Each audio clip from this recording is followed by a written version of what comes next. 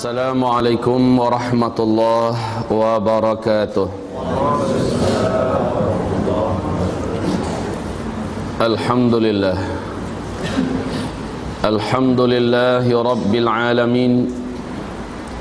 Wal 'aqibatu lil muttaqin. Wala 'udwana illa 'alal zalimin. Ashhadu an la ilaha illallah wahdahu la syarikalah. Wa ashhadu anna Muhammadan abduhu wa rasuluh la nabiyya ba'dah. Qala Allah subhanahu wa ta'ala, ya ayyuhalladzina amanu taqullaha wa qulu qawlan sadida yuslih lakum a'malakum wa yaghfir lakum dhunubakum. Wa man yuti'illaha wa rasulahu faqad faza fawzan 'azima. Allahumma arhamna bil Qur'an. Wa qala an-nabiy sallallahu alaihi wasallam, fa inna asdaqal hadithi kitabullah wa khairal hadi hadi Muhammadin sallallahu alaihi wasallam wa syarral umuri muhdatsatuha wa kullu muhdatsatin bid'ah wa kulla bid'atin dhalalah wa kulla dhalalatin finnar. Amma ba'du. Ibarat yang kami muliakan, ketika Allah subhanahu wa ta'ala berfirman, kullu nafsin dha'iqatul maut, setiap yang bernyawa mesti akan merasakan kematiannya. Maka tidak ada seorang pun makhluk di muka bumi ini kecuali dijamin oleh Allah subhanahu wa ta'ala, kullu man 'alaiha fan wa yabqa wajhu rabbika dzul jalali wal ikram. Seluruh yang hidup di muka bumi ini pasti akan dibinasakan oleh Allah. Yang tetap langgeng abadi, tidak akan pernah binasa, wal awwal wal akhir wal zahir wal batin, hanyalah Allah subhanahu wa ta'ala. Setiap orang akan mengalami sakaratul maut. Ma'asyiral muslimin yang kami muliakan, Bunda Aisyah, semoga Allah ridha kepadanya, di dalam hadis sahih Bukhari dan sahih Imam Muslim bercerita tentang sakaratul mautnya Rasulullah. Keluar keringat dingin dari dahi yang mulia Rasulullah. Pingsan beliau beberapa kali. Kepalanya diletakkan di atas paha Bunda Aisyah. Dikompres wajahnya dengan air hangat, dikompres wajahnya dengan air sejuk, sehingga Rasulullah terbangun lalu pingsan lagi. Rasulullah mendoakan, ya Allah, ringankan sakaratul mautku, ringankan sakaratul mautku. Allahumma hawwin alayya sakaratul maut, ya Allah, ringankanlah sakaratul mautku. Rasul saja mengalami sakitnya sakaratul maut. Bagaimana dengan selain Rasul, yaitu kita-kita? Sakaratul maut disebut dengan sakarat. Orang dalam keadaan seperti mabuk kondisinya, padahal dia tidaklah mabuk. Wa taran nasa sukara wa ma hum bisukara. Engkau lihat manusia seperti mabuk, padahal mereka tidaklah mabuk. Kesakitan yang dialami dalam sakaratul maut ini, Rasul mengatakan, bagaikan seluruh bumi ini menghimpitmu dari ujung kaki terus naik ke atas, terus ke atas. Jangankan seluruh bumi kaum muslimin, satu mobil truk, satu mobil tronton saja melindas kita dari ujung kaki, terus naik ke betis, terus naik ke paha, terus naik ke pinggul kita, terus naik ke perut kita, terus ke dada kita. Sakit apa yang tidak bisa dikatakan? Dan itu perlahan-lahan dirasakan, perlahan-lahan. Kaum muslimin yang kami muliakan, nyawa pun dicabut tergantung pada amal yang dikerjakan orang ini semasa hidup. Saya ingin sampaikan tema kita pada subuh hari ini, perjalanan menuju akhirat. Apakah kita tahu bahwa manusia dalam hidup ini, bagaimana sakaratul mautnya, itulah penentu bagaimana dia itu setelah kematiannya. Bagaimana sakratul mautnya? Lihat seperti apa nasibnya setelah itu, tergantung kepada sakratul mautnya. Jika dia adalah orang yang banyak tabungan ketaatan dan kesolehannya, insya Allah sakratul mautnya indah.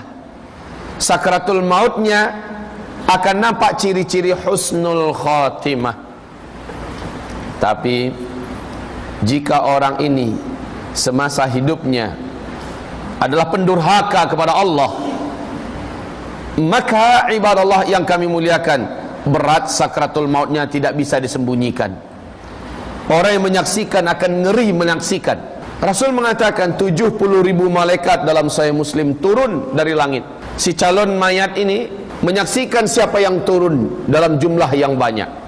Jika dia orang yang beriman, soleh dan taat, ternyata 70.000 ini adalah malaikat yang memberikan wajah-wajah yang cantik, wajah-wajah yang bersih, sedap dipandang mata.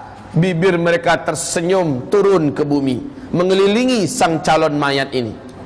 Jika dia orang yang soleh, jika dia orang yang taat. Lalu salah seorang di antara mereka, kata Rasulullah, yaitu malaikat maut, keluar di antara 70.000 itu, kemudian menghampiri sang calon mayat untuk menarik nyawanya pelan-pelan, perlahan-lahan.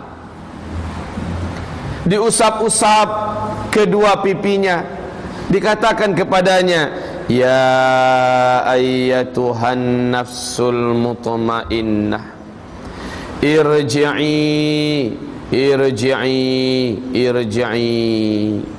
wahai jiwa yang tentram, kembalilah, kembalilah, kembalilah ila rabbiki, kepada sang penciptamu, kembalilah, kembalilah wahai jiwa yang tentram.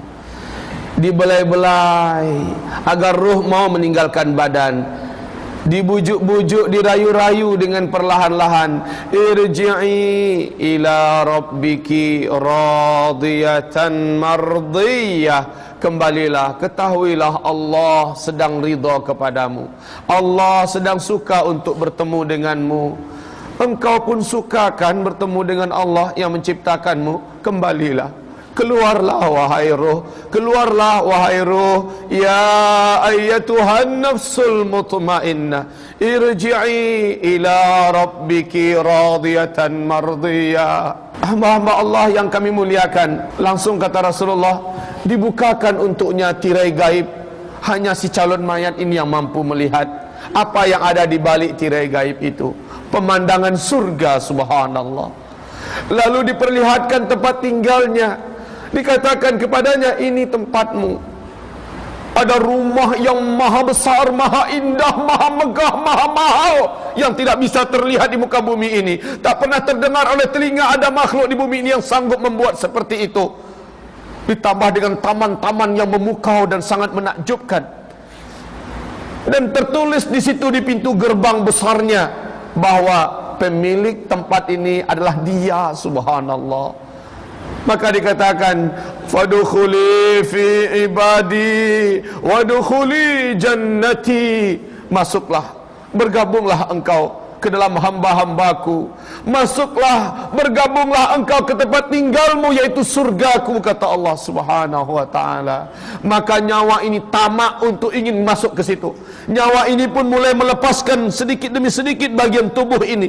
Dengan senang hati dia pun keluar. Walaupun begitu, kata Rasulullah, tetap seperti diiris-iris rasa sakitnya kematian itu. Tapi ada rasa senang yang memotivasi, yang memberikan semangat untuk segera keluar dari badan.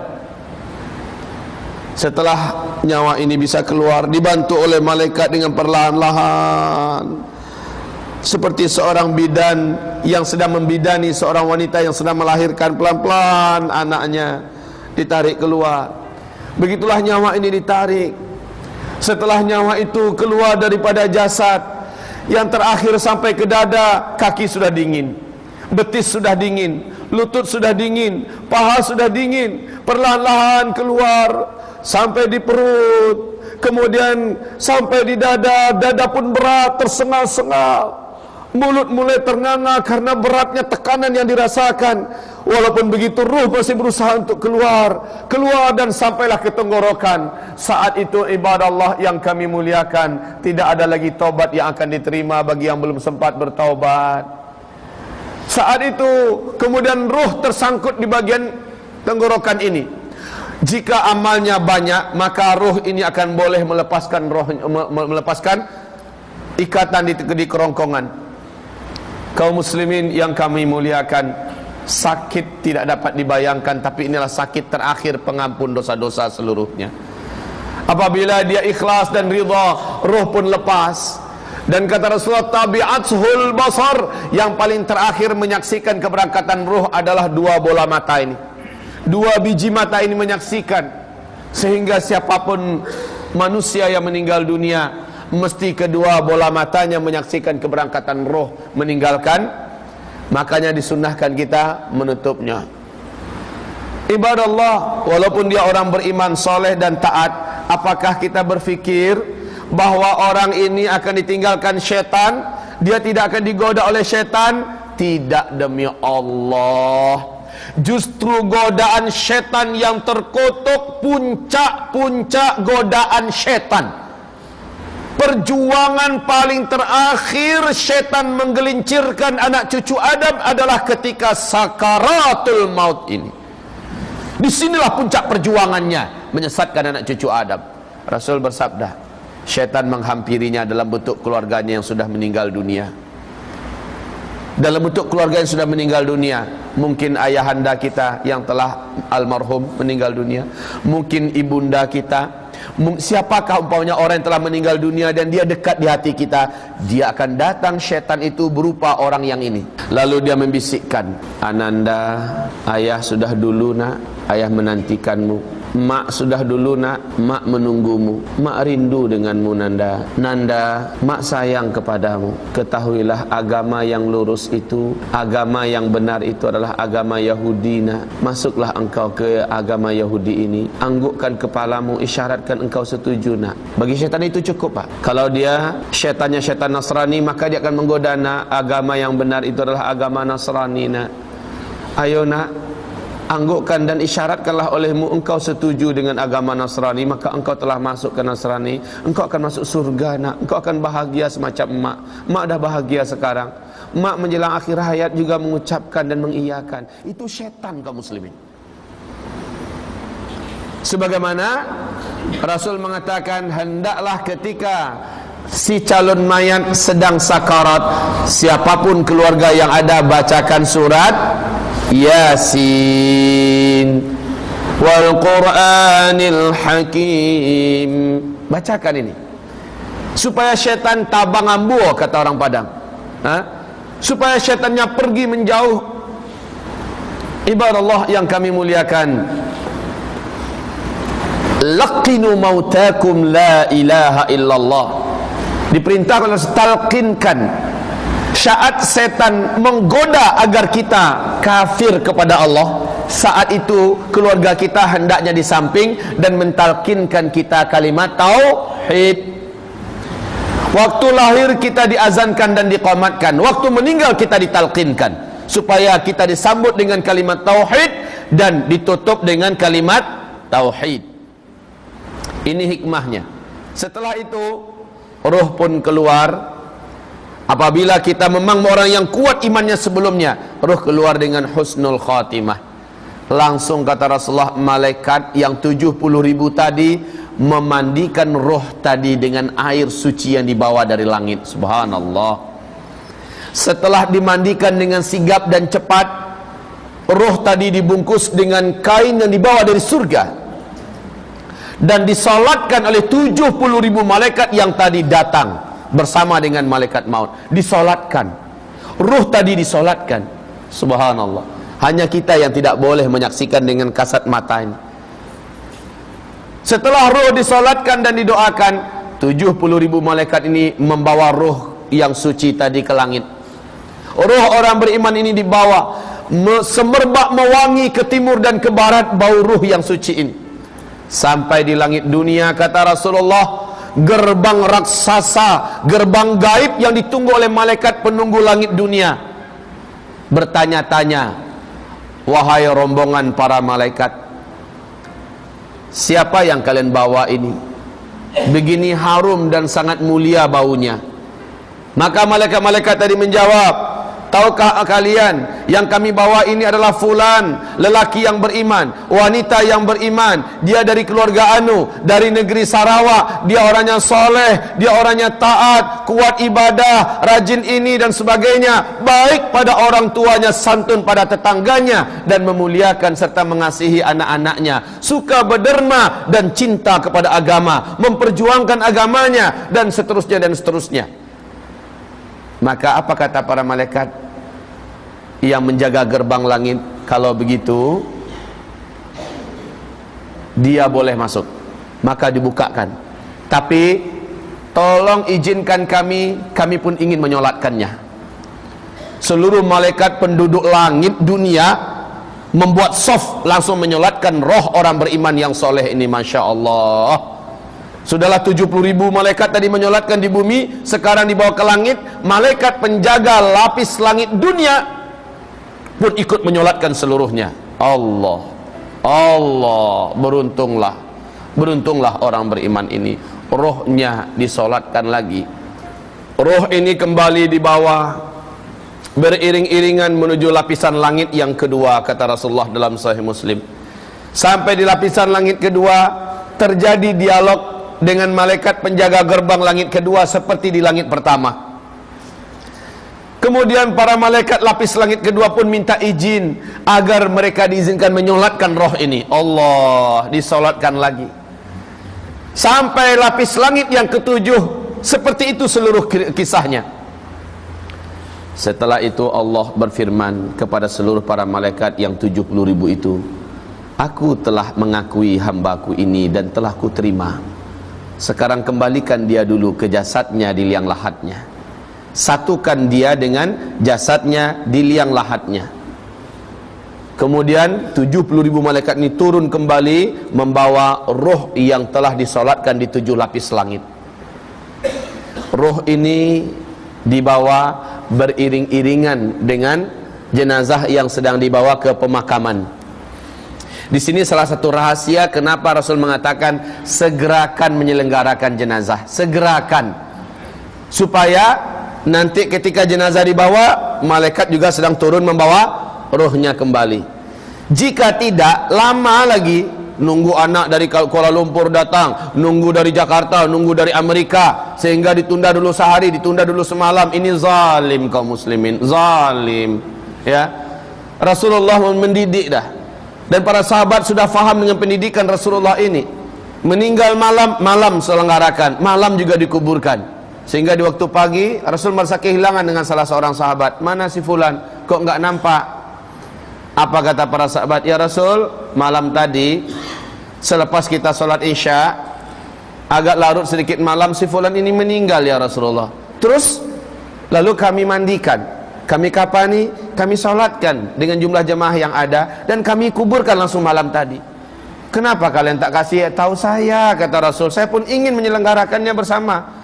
Ya Rasul, kami anggap dia sahabat yang tidak begitu penting, tidak begitu terkenal, mungkin hanya akan mengganggu engkau ya Rasulullah. Tidak, kata Rasul, tunjukkan saya di mana kuburannya. Setelah ditunjukkan itu kuburannya ya Rasulullah, Rasul pun datang ke sana dan menyolatkannya di situ. Ini hadisnya Sahih Bukhari. Dan menyolatkannya setelah dia dikuburkan. Rasulullah memang menganjurkan demikian.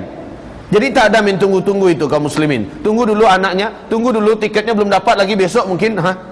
Masya Allah nih, ibarat Allah ini zalim kepada roh yang sudah dibawa oleh malaikat tadi. Terkotang-katung. Ibarat Allah yang kami muliakan, saat jasad dimasukkan ke liang lahatnya, kemudian papan pun ditutup, papan liang lahat. Dan mohon dibedakan, kita bukan Yahudi, kita bukan Nasrani.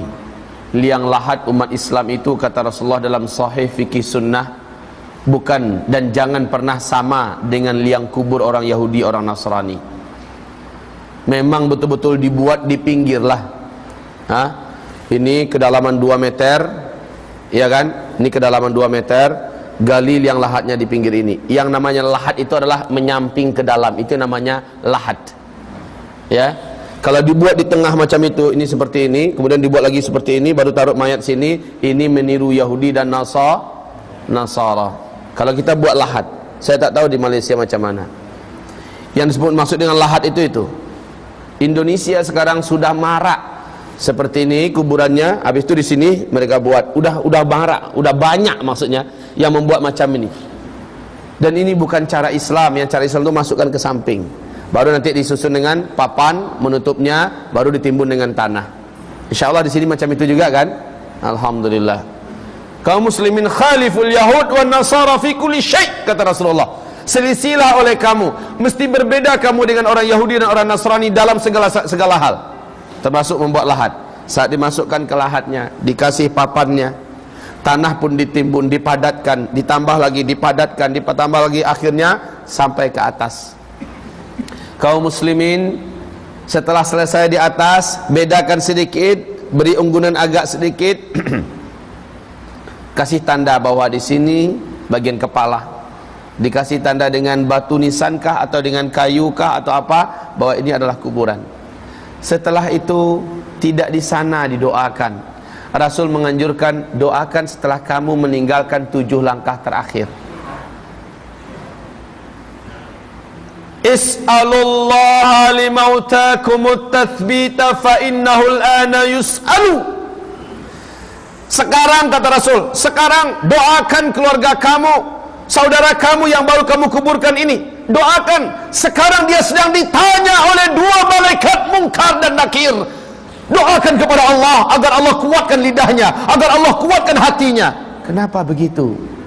Rasulullah bersabda, saat langkah yang terakhir dari orang yang paling terakhir meninggal kuburan, di langkah ke-7-nya, si mayat di dalam liang lahat tadi sudah disatukan oleh Allah dengan ruh, dengan oleh malaikat dengan ruhnya. Dia hidup, Pak, seperti kita hidup sekarang. Hanya tak boleh lagi menggerakkan badan, tidak boleh lagi memanggil, "Oh, jangan tinggalkan aku." Sudah tidak bisa. Tetapi dia menyaksikan semua, Pak, si mayat ini seperti kita menyaksikan. Pemandangan kubur saat itu memang mencengkeram dan menakutkan. 2 malaikat datang, kata Rasulullah. Hanya si jenazah yang sudah bersatu kembali dengan rohnya yang mampu menyaksikan ini. Wajah 2 malaikat itu begitu garang, begitu marah. Mata 2 malaikat ini mata merah yang membara. Suara malaikat ini menggelegar bagaikan petir ke di pangkal telinga, keras sekali. Yang dipanggil oleh malaikat ini hanya dia. Marrabbuka, bukan siapa namamu. Masmuk, enggak ada. Siapa namamu? What is your name? Enggak. Tapi marrabbuka, madinuka, wa madza taqulu an hadzal rajul. Rasul bersabda, jika dia bukan orang yang beriman, orang yang bertakwa kepada Allah dalam hidupnya, dia tidak akan mampu menjawab walaupun dia hafal semasa dunia. Oh, itu toh pertanyaan malaikat dia hafal-hafal sekarang untuk bisa menjawab nanti. Enggak bisa. Orang yang diberi oleh Allah kemampuan untuk menjawab adalah orang yang telah membuktikan isi jawaban itu ketika dia masih hidup di dunia. Maka inilah orang yang mampu menjawab. Dan itu wajib dibantu dengan doa saudara-saudaranya yang masih hidup, yang baru saja meninggalkan pekuburan. Kaum muslimin yang kami muliakan, saat itu orang yang beriman akan menjawab, yuthabbitullahu alladhina amanu fil hayatid dunya wal akhirah. Yuthabbitullahu alladhina amanu fil hayatid dunya wal akhirah. Allah akan kuatkan lidah orang-orang yang beriman untuk menjawab pertanyaan itu di dunia dan juga di setelah kematiannya. Dia mampu menjawab, Rabbi Allah, Rabbku adalah Allah. Agamaku adalah Islam. Adapun laki-laki ini, dia adalah Rasul Allah, teladan kami. Kami beriman kepadanya dan kami mengikuti apa yang diajarkannya. Maka fanada munadin minas sama, terdengarlah suara dari langit, hambaku benar aku telah menerimanya, aku mengakuinya. Kemudian dinampakkan, kata Rasulullah, di dalam kubur itu pemandangan neraka, terbuka pintu neraka dan terbuka jalan menuju ke neraka. Di situ ada tempat penyiksaan yang sangat mengerikan dan menakutkan. Tertulis di pintunya nama dia. Ketakutanlah hamba ini. Ketakutan. Siapa yang tidak takut? Ada tempat penyiksaan di dalam neraka. Di situ tertulis atas nama dia. Umpamanya namanya Fadlan. Ada yang nama Fadlan di sini? Enggak. Zulkifli saja. Zulkifli Muhammad Ali. Biar tidak ada yang tersinggung. Zulkifli Muhammad Ali. Kemudian tempat itu disegel, ditutup. Kemudian apa kata malaikat Munkar dan Nakir? Mestinya di sini tempatmu jika engkau dulu di dunia durhaka dan durjana kepada Allah, bermaksiat kepada Allah. Tapi Allah telah menutup ini selama-lamanya buatmu. Ditutuplah pintu neraka itu dan dihilangkanlah jalan menuju ke sana. Legalah roh ini, legalah nyawa ini, dan si jasad pun merasa tenang. Kemudian dibukakan pemandangan yang lain. Ini dia yang waktu akan meninggal dunia dia lihat. Pemandangan yang luar biasa indahnya. Terbentang jalan yang begitu menawan menuju ke sana. Dan tertulis namanya, dia penghuni tempat itu. Maka dia segera bangkit untuk menuju ke sana. Ditahan oleh malaikat. Mau kemana? Mau ke situ, ke tempat saya. Nanti Allah menjanjikan kamu akan memasukinya, tetapi setelah kiamat. Kiamat dulu Pak ya. Tunggu Pak ya, sabar. Lalu saya gimana? Ada tempat spesial disiapkan oleh Allah untukmu, yaitu di taman surga. Belum boleh masuk surga, main-main di tamannya aja dulu ya. Sabar ya. Dibawa lah. Akhirnya Rasul mengatakan, al-qabru raudhatun min riyadil jannah. Kubur itu bagi orang yang beriman dan bertakwa menjadi satu taman di antara taman-taman surga. Dia tidak lagi sedih, dia tidak lagi takut, dia tidak lagi cemas. Dia sudah selamat sudah. Siapa yang selamat di alam kuburnya, maka dia pasti selamat buat selama-lamanya. Siapa yang celaka di alam kuburnya, dia tidak akan selamat setelah itu. Orang ini pun dibawa ke a'la illiyin, tempat ruhnya orang-orang yang soleh.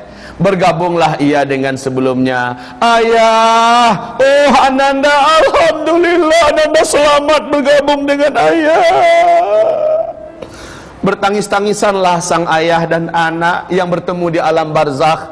Ternyata tempat mereka sama, di a'la illiyin, di raudhah min riyadil jannah. Allahu akbar. Oh Ananda, alhamdulillah keselamatan. Begitulah pertemuan antara ruh nanti di alam barzakh. Tapi yang memilukan hati adalah, karena tempat roh itu hanya dua, di a'la illiyin, di langit sana, di taman-taman surga, atau di asfalas safilin, di dalam perut bumi, lubang penyiksaan, satu lubang di antara lubang-lubang neraka. Apabila dia ternyata pendurjana di muka bumi ini, kalaupun dia beramal, dia ria karena manusia tidak ikhlas, pemalas dan suka berbuat dosa. Ibarat Allah, tempatnya di asfalas safilin, hufratun min hufarin niran, satu lubang di antara lubang-lubang neraka. Sampai dia ke sana, meninggal tetangga. Ini umpamanya dengan ini Bapak Ahmad, ini Pak Fadlan, bertetangga mereka di dunia. Beliau sudah meninggal dunia dan beliau menyusul, setahun kemudian menyusul. Ternyata karena mereka sama-sama soleh dan taat di kehidupan dunia, ketemunya di a'la illiyin, bersalam-salaman dan bertegur sapa. Rasul menceritakan dalam hadis-hadis yang sahih, berceritalah, gimana ketika kamu meninggal dunia? Anak-anak saya ketemu oleh kamu. Iya iyalah ketemu. Gimana? Wah, anakmu soleh, taat, beriman, segala macamnya. Alhamdulillah, kata beliau, alhamdulillah ya Rabb. Ya Rabb, terima kasih engkau telah memberi kepada anak hamba keistiqomahan. Istri saya bagaimana? Nah ini, istri kamu udah nikah dengan orang lain. Oh enggak apa-apa, soleh kan suaminya? Iya, alhamdulillah. Karena nggak ada lagi kesedihan Pak. Orang yang sudah masuk alam barzakh nggak ada lagi kesedihan. Hah? Oh istrimu sekarang masih menjanda, cuma ada sih yang lagi dekat-dekat sama dia gitu kan pamannya. Nah kaum muslimin yang sedihnya, anak saya nomor 2 gimana? Kamu ketemu nggak? Loh kamu nggak tahu ya, anak kamu yang nomor 2 kan udah meninggal 3 bulan yang lalu. 3 bulan yang lalu dilihat daftar di alam barzakh sana, didatangilah malaikat yang menjaga nama-nama orang-orang yang sudah masuk ke alam barzah di a'la illiyin, enggak ada nama anak itu. Maka menangislah sang orang tua, ternyata pasti anaknya masuk ke asfalasa, berarti dia bukan termasuk anak yang beruntung. Iya, dia semasa saya hidup aja dia jahat pada kami kedua orang ibu bapaknya. Dia suka mempermainkan solat segala macamnya. Sekarang dah mati anak saya. Udah, ya Allah. Sudah. Kaum muslimin yang kami muliakan, masuk ke dalam asfalas safilin. Nauzubillah. Bercerita. Nanti yang ketiga Pak Fadlan nyusul meninggal 3 tahun yang kemudian. Kedua bapak ini, Pak Muhammad dengan Pak Ahmad, bercerita pula. Bila mengatakan, bagaimana dengan istri saya? Istrimu sekarang sudah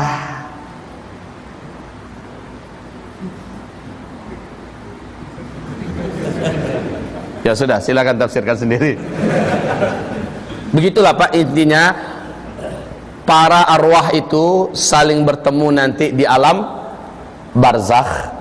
Jika memang mereka orang yang soleh dan bertakwa, mereka saling bercerita, bernostalgia tentang hidup. Untung ya kita dulu mendengar pengajian Kiai Zulkifli. Setelah itu kita rajin beribadah. Sekarang kita masuk di tempat yang berbahagia. Iya, alhamdulillah banget. Di mana Kiai Zulkifli itu sekarang? Kabarnya dia masih hidup tapi sedang sakit. Kita tunggu aja sebentar lagi. Siapa tahu begitu ya. Kaum muslimin yang kami muliakan, selesai sudah cerita ruh orang yang baik. Mau kita lanjutkan? Boleh? Sampai pukul berapa? Astaga. Sampai pukul 12 katanya. Baik kaum muslimin, kita dengarkan perjalanan ruh orang kafir, perjalanan ruh orang Islam tapi munafik, perjalanan ruh orang Islam tapi musyrik. Ini yang bahaya Pak. Kita dengarkan. Rasul menyebutkan, masih sambungan hadis yang panjang tadi, 70.000 malaikat turun dari langit dengan pakaian-pakaian hitam yang gelap. Mata mereka bagaikan bara api yang begitu mengerikan.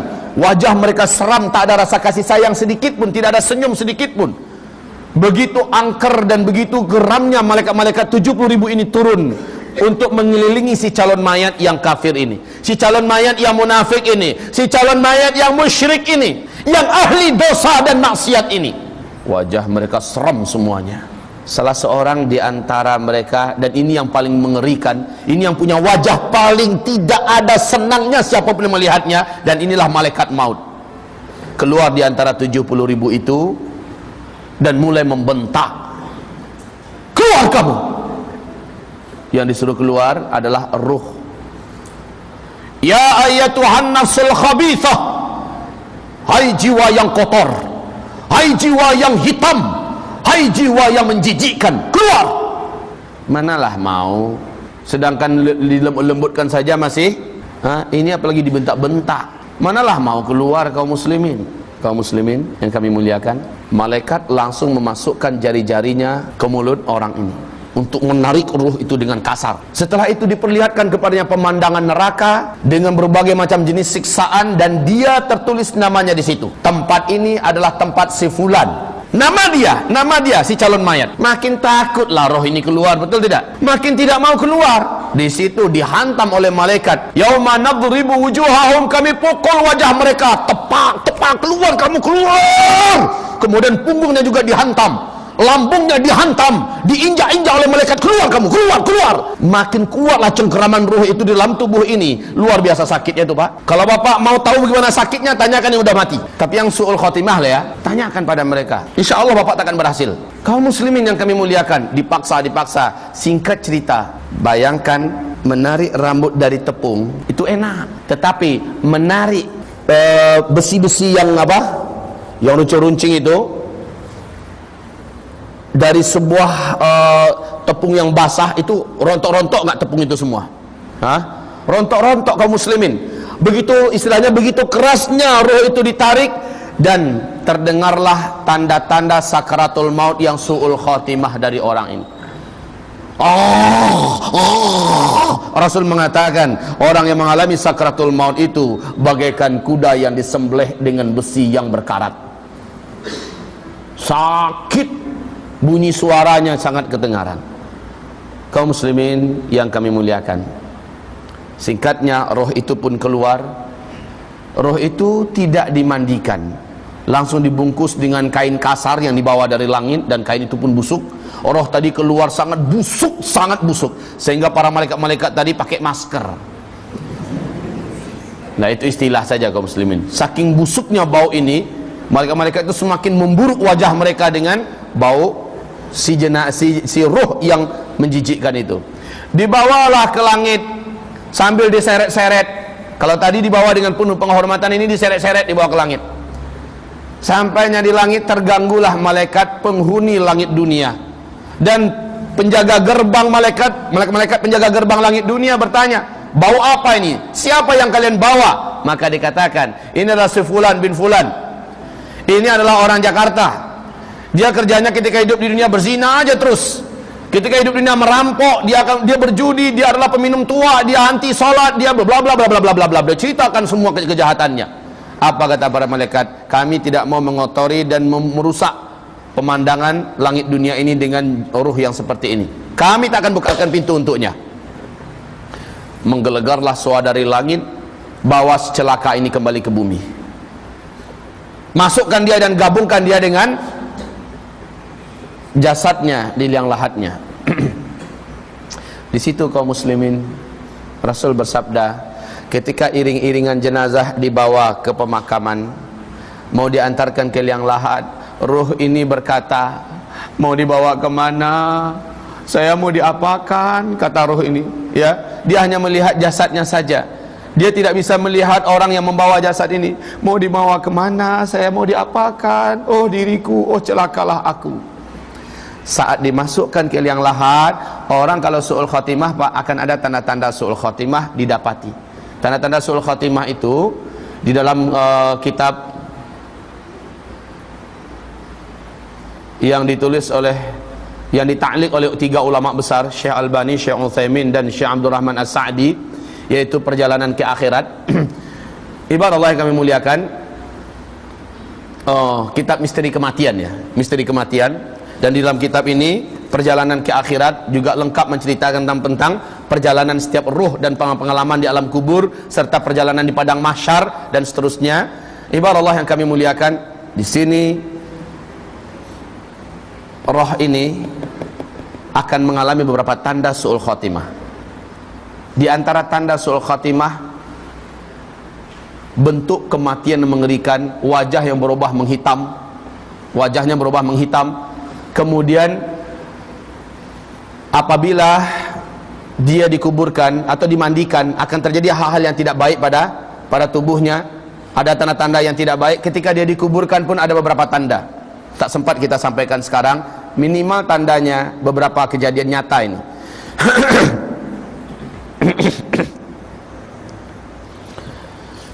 Seorang pemuka agama di Kabupaten 50 Kota di Sumatera Barat. Dia pemuka agama, Pak, tokoh, dan bahkan dikatakan sebagai khalifah lah, kalau kata orang-orang pengajian di Sumatera Barat. Meninggal dunia. Meninggalnya juga ngeri meninggalnya, padahal dia tokoh agama, seorang khalifah malah diistilahkan. Kemudian dimandikan, dikapani, dan disolatkan, diantarkan ke kuburan. Waktu mau dimasukkan, liang lahatnya itu menyempit, jadi tak muat. Kemudian ditarik balik ke atas jenazah tadi, dilapangkan balik, digali dengan skop, dibuang tanahnya ke atas, diperlebar, diperbesar, dimasukkan lagi, sempit lagi. Memang sempit kaum muslimin, tak muat, macam cocok untuk anak umur 5 tahun ke bawah aja. Semua yang menyaksikan takjub. Itu dari pukul 2:30, ya, dari pukul 2:30. Tahu tidak sampai jam berapa? Sampai menjelang maghrib. Bolak-balik dimasukkan, tidak dapat, menyempit terus tanahnya. Kemudian karena orang dah mau maghrib, hari juga mau hujan, udah gelap di langit, mau hujan, mau maghrib, terpaksa dimasukkan dengan ala kadarnya, ya. Dimasukkan dengan paksa, ditekuklah bagian-bagian lututnya ditekuk ke atas, bagian paha pangkal paha juga ditekuk, kemudian kepala juga ditekuk, dimasukkan begitu. Padahal guru besar mereka itu, guru besar mereka. Akhirnya dimasukkan dengan paksa, agak memiring, bukan lagi lurus normal, dimasukkan. Ketika diletakkan papannya, baru saja papan terakhir, semua yang ada di atas mendengarkan bunyi tulang yang diremukkan. Bunyi tulang yang diremukkan, kertak, semuanya mendengar, semua yang ada di atas mendengar. Masya Allah, Masya Allah. Singkatnya, memang semasa hidup dia termasuk orang yang suka mengambil tanah orang lain, tanah anak-anak muridnya. Mentang-mentang dia guru besar, mentang-mentang dia ditakuti karena dia punya banyak kesaktian, kata orang itu karamah segala macamnya. Ya, kaum muslimin akhir hayatnya Allah permalukan seperti itu. Itu kejadian nyata. Kejadian yang kedua, ini langsung di depan mata saya dan saya yang mengalaminya. Sakratul mautnya keluarganya yang tahu. Disiram Pak, sampai-sampai banjir bilik dia, tempat dia mati itu. Dia panas, minta disiram terus, minta minum terus, minum panas, kemudian dikasih minum, masih haus, panas, badannya disiram Pak, kayak orang nyiram kebakaran. Disiram terus sampai berlinang, sampai naik ke atas mata kaki air di kamarnya itu. Orang yang di bawah juga nyiram air keluar, dia disiram terus. Panas kaum muslimin, panas, haus, mati dia dalam keadaan buruk, matanya membelalak, mulutnya mengeluarkan busa, mati. Istrinya datang ke rumah saya, menangis, Ustaz, tolong Ustaz, suami saya dah meninggal dunia. Innalillahi wa inna ilaihi raji'un. Kapan Bu? Baru Ustaz, tolong ya Ustaz ya, tolong selenggarakan. Iyalah, saya datang Bu, insyaallah. Saya datang kaum muslimin. Sesampai di sana, saya ikut memandikan. Tak usahlah saya ceritakan apa yang saya saksikan ketika memandikannya. Lalu dikapani, saya yang mengapani. Setelah itu dibawa bersama-sama ke musalla, ke surau. Di samping surau itu langsung pemakaman umum. Di samping pemakaman umum itu langsung jalan yang boleh ditempuh oleh satu mobil saja. Di samping jalan itu sawah ke bawah, kira-kira 3 meter tuh sawah tuh. Sawah, udah terbayang kira-kira. Musalla, kemudian pemakaman, jalan, sawah. Oke? Saat dia diantarkan ke pemakamannya,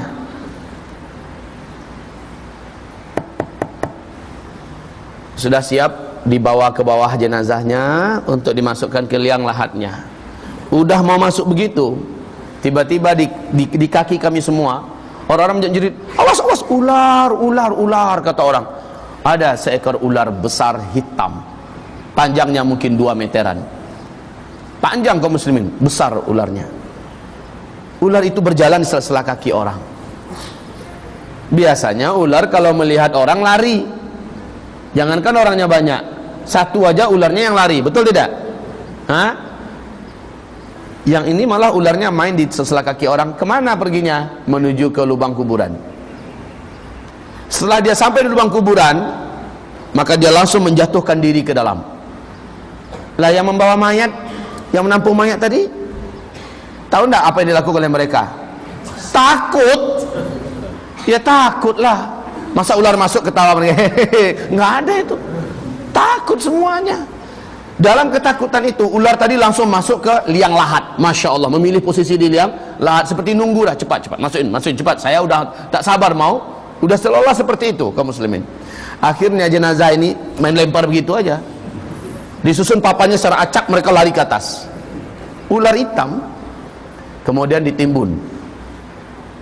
Masya Allah, jenazah dan ular sudah ada dalam satu liang. Sorenya datang adiknya tinggi, seluruh badannya penuh dengan tato. Ternyata adiknya ini pun datang seperti orang setengah mabuk. Ustaz, terima kasih Ustaz sudah menyelenggarakan kematian abang saya. Dia kasih saya amplop, nih Ustaz. Apa ini saya bilang kan? Ini tanda terima kasih kami ya Ustaz.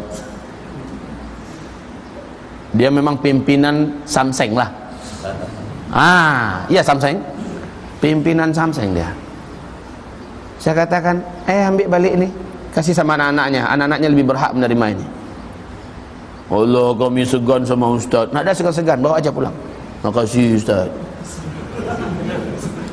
Tapi ustaz, abang saya itu matinya dalam keadaan mabuk ustaz. Ulalah, matinya dalam keadaan mabuk.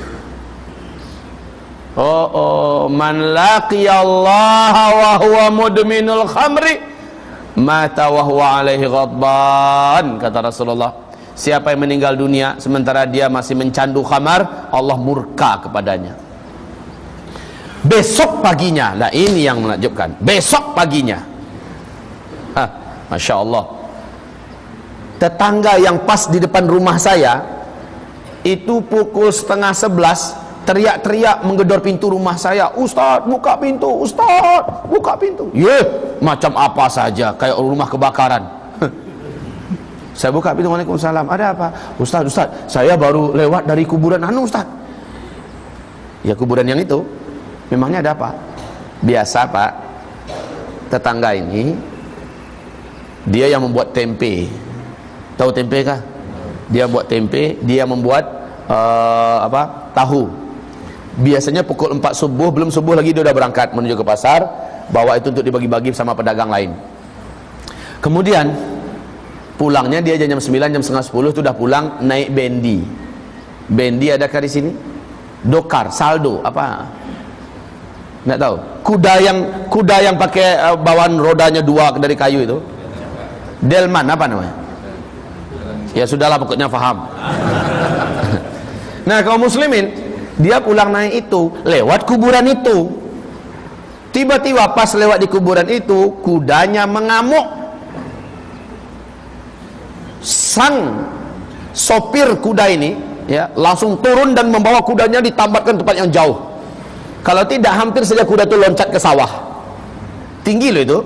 Hampir saja kuda itu dengan delmannya loncat ke sawah. Apa kata sang sopir kuda ini, delman ini? Dia lihat hantu, kuda ini lihat hantu katanya. Nah, itulah orang awam ya, lihat hantu katanya. Padahal nggak ada dalam Islam itu istilah hantu itu, nggak ada kaum muslimin. Kemudian dia bawa pergi. Apa tuh Ustaz? Betulkah kuda di siang bolong melihat hantu? Di siang bolong tuh terang begitu hari, apalagi pagi, masa lihat hantu? Iya nggak Ustaz? Katanya. Saya katakan, pernah kejadian sama dialami oleh Rasulullah. Beliau lewat di beberapa kuburan, sementara beliau menunggangi unta, tiba-tiba untanya mengamuk.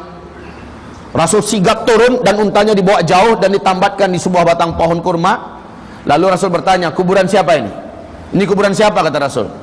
Salah seorang sahabat menjawab, saya tahu ya Rasulullah, yang itu kuburan Fulan bin Fulan dari kabilah Anu, dari suku Anu.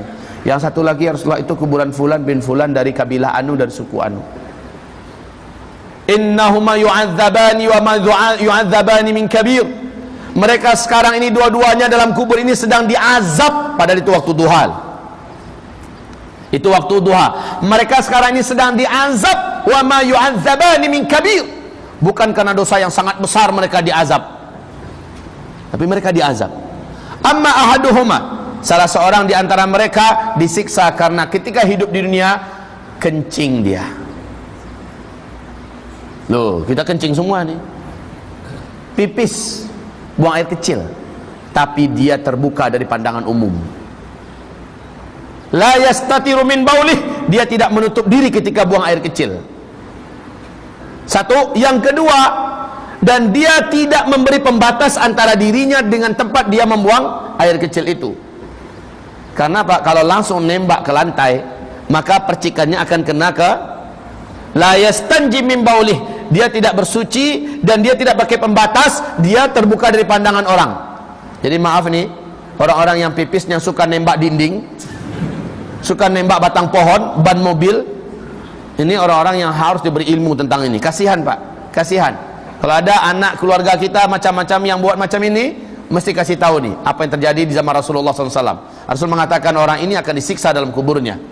Otomatis sholatnya tak akan diterima karena ada pipis yang menempel dan jatuh-jatuh ke celananya. Berapa banyak sholat yang dia tinggalkan karena punya kebiasaan yang jelek ini. Yang kedua kata Rasulullah, yamshi fin nasi bin namimah. Kerjaannya semasa hidup di muka bumi suka mengadu domba orang, membuat orang yang mesra jadi membenci, membuat orang yang berteman menjadi saling bermusuhan, suami istri jadi bercerai, membuat ulama difitnah lalu masuk penjara dan segala macamnya. Ini orang-orang yang macam ini disiksa. Selanjutnya ibarat Allah, ruh itu dimasukkan ke liang lahat, bersatu dengan jasadnya. Dua malaikat mungkar dan nakir datang kepada roh itu, bertanya dengan pertanyaan yang sama, suara yang menggelegar saat itu, karena dia tidak punya amal yang cukup di dunia. Maka dia tidak mampu menjawab, dan memang tidak bisa dia menjawab. Lidahnya berusaha untuk menjawab apa yang mungkin sudah dia kenal dan dia dengar ketika di dunia. Tapi kata Rasulullah dalam hadis itu, bahasanya cuma begini,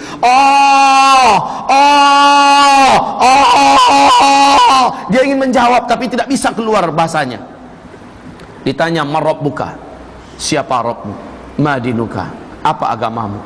"Wa madza taqulu an hadzal rajul?" Apa yang kau katakan tentang laki-laki ini, yaitu tentang Rasulullah? Dia mau menjawab tapi tidak bisa menjawab, tidak bisa menjawab. Kalau orang munafik, hanya pertanyaan terakhir yang bisa dia jawab, itu pun jawabannya sesuai dengan keadaan hidupnya di dunia. Kata orang, dia Rasulullah, saya juga mengatakan begitu. Cuma begitu kemampuan orang munafik, bisa menjawab. Lalu dipukullah dia dengan satu kali hantam masuk ke dalam perut bumi. Retak dan pecahlah bagian sininya, bagian kepala dan segala macamnya. Kemudian dia ditarik kembali keluar. Di situ dia langsung dinampakkan pemandangan surga kepadanya. Dalam keadaan sakit dia melihat pemandangan surga. Ada namanya di situ. Dia ingin loncat untuk lari ke sana. Ditahan dia. Mau kemana? Mau ke situ tempat saya. Seharusnya memang di sini tempatmu yang Allah janjikan, tapi engkau telah meninggalkannya ketika engkau hidup di dunia. Engkau bermaksiat kepada Allah. Disegellah tempat itu dan ditutup. Engkau tidak akan menempatinya selama-lamanya. Lalu dinampakkan pemandangan neraka dan ada tempat penyiksaannya di situ. Kemudian dikatakan, ini tempatmu. Ini yang akan engkau tempati selama-lamanya, wahai durjana. Maka menjeritlah sang hamba celaka ini dalam kuburnya, Allahumma ajjilis sa'ah, ya Allah, lambatkanlah kiamat, lambatkanlah kiamat, lambatkanlah terjadinya kiamat. Kenapa? Karena dia tahu setelah kiamat dia harus menempati tempat yang sudah disediakan itu. Mengerikan kaum muslimin. Lalu dia dimasukkan ke asfalas safilin, disiksa sampai hari kiamat. Model-model siksaan pun berbeza-beza, berbeda-beda kaum muslimin. Ingin kita sampaikan tapi waktu yang tidak mengizinkan.